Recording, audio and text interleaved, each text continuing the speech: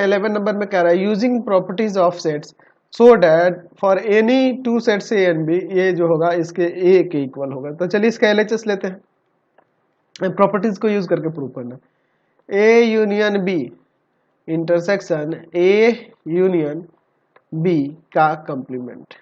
ठीक है, चलिए तो हम लोग यहाँ पे हम लोग लगाते हैं डिस्ट्रीब्यूटिव लॉ। डिस्ट्रीब्यूटिव लॉ लगाते हैं।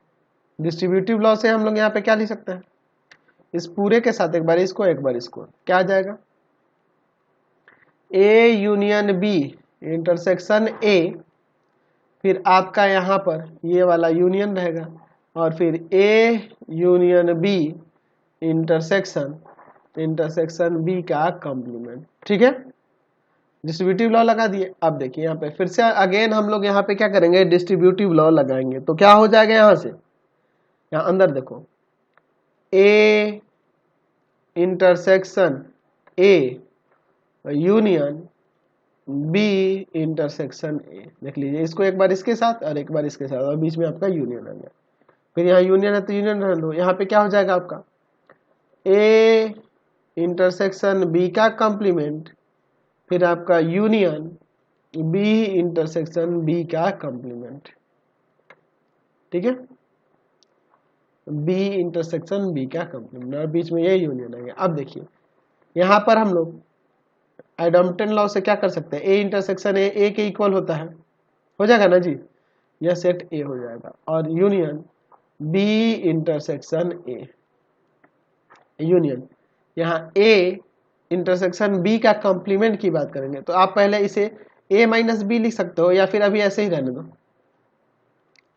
ठीक है, यूनियन बी और बी क्या, यहाँ देखिए बी और इंटरसेक्शन बी का कॉम्प्लीमेंट, तो बी और इंटरसेक्शन बी का कॉम्प्लीमेंट जो होगा आपका यूनिवर्सल सेट हो जाएगा, यूनिवर्सल सेट हो जाएगा, नहीं सॉरी फाई हो जाएगा। इन दोनों में कोई भी एलिमेंट कॉमन नहीं होगा, फाई हो जाएगा। ठीक है, हम लोग जानते हैं, यहाँ पे लिख सकते हैं कि आपका ए इंटरसेक्शन ए आपका ए हो गया, तो यहाँ से ये चेंज हो गया, और यहाँ पर हम लोग ए इंटरसेक्शन ए का कॉम्प्लीमेंट जानते हैं, दोनों में कोई भी एलिमेंट कॉमन नहीं है, फाई हो जाएगा। समझ गए। अब देखिए इन दोनों का यूनियन, यहाँ बी और इंटरसेक्शन सी का, बी इंटरसेक्शन ए का मतलब है कि बी वाले एलिमेंट बी और ए वाले एलिमेंट दोनों में जो कॉमन एलिमेंट होंगे वो, तो कॉमन एलिमेंट वाला जो सेट होगा उसके साथ ए का यूनियन निकालेंगे तो आपका सेट ए ही आ जाएगा। यूनियन यहाँ पे देखिए इन दोनों का यूनियन निकालेंगे तो आपका यही सेट आएगा, समझ रहे ना, यही आएगा, कोई दिक्कत नहीं है, ए इंटरसेक्शन बी का कॉम्प्लीमेंट। ठीक है, यही आ जाएगा, इसके साथ इसका यूनियन निकालेंगे तो यही आ जाएगा, क्योंकि हम लोग जानते हैं कि ए यूनियन फाई जो होता है आपका सेट ए ही होता है, तो यही सेट हो जाएगा। अब देखो इन दोनों का यूनियन, तो इसमें क्या है, ए वाले एलिमेंट है इस सेट में और बी के कॉम्प्लीमेंट वाले एलिमेंट, दोनों में जो कॉमन एलिमेंट है वही है।